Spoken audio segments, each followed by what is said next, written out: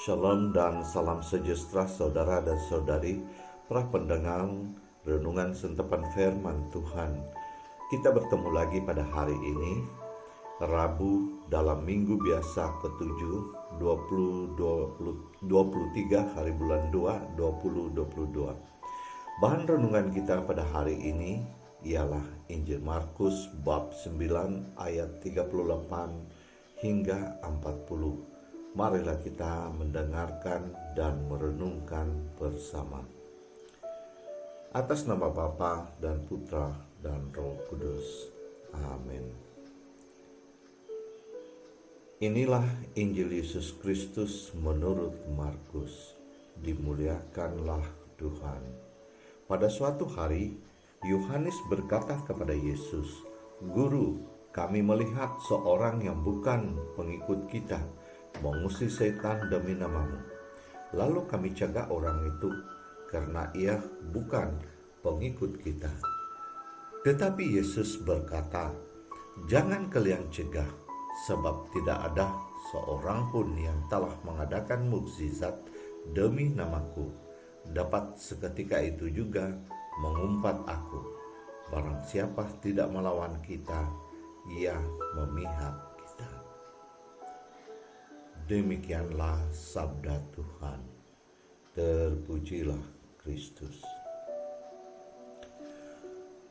Saudara dan saudari yang terkasih, hari ini kita dipertemukan sikap sombong dan beranggapan karunia atau rahmat anugerah kasih Allah itu adalah hak mutlak hanya kepada mereka yang menjadi pengikut Tuhan Yesus. Ini yang diutarakan oleh Yohanes dari pembacaan yang sebentar tadi kita dengarkan bersama. Mungkin sikap ini ada pada diri kita. Mari kita periksa sikap diri kita masing-masing. Saudara dan saudari yang terkasih, pada masa muda saya bertanya-tanya seperti berikut. Mengapa di dalam gereja Katolik jarang kita dengar ada mukjizat-mukjizat yang besar-besar dan luar biasa berbanding gereja-gereja Protestan di mana mereka menyembuhkan seperti Tuhan Yesus. Ada orang lumpuh berjalan dan orang sakit kanker, mereka masukkan tangan kosong ke dalam tubuh si sakit dan mengeluarkan darah buku yang dikatakan kanker. Apakah gereja mereka adalah gereja yang benar-benar Tuhan mahu manusia anuti? Pertanyaan ini tinggal di dalam pikiran saya bertahun-tahun lamanya, dan akhirnya saya percaya dan yakin Roh Kudus Allah lah yang berbicara di dalam pikiran saya. Ia berkata di dalam hati saya sebegini, seandainya semua yang saya pikirkan itu adalah benar, belaka, dan satu-satunya jalan bagi setiap manusia, maka Tuhan Yesus tidak perlu dilahirkan di dunia dan hidup sebagai manusia, lalu dihina dan dibunuh di atas kayu salib.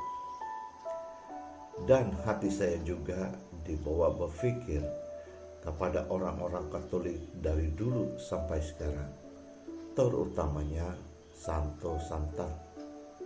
Ada yang menderita sakit sampai mati dan ada yang memperjuangkan keimanan mereka sampai dibunuh. Seperti juga Santo Polikarp, uskup dan martir yang kita rayakan pada hari ini juga adalah merupakan seorang yang memperjuangkan keimanan sampai kepada kematian. Dipindikan cerita, kebanyakan Orang-orang yang saya katakan tadi, mereka dapat mengadakan mukjizat seperti Tuhan Yesus. Kebanyakannya akhirnya kepada kejatuhan.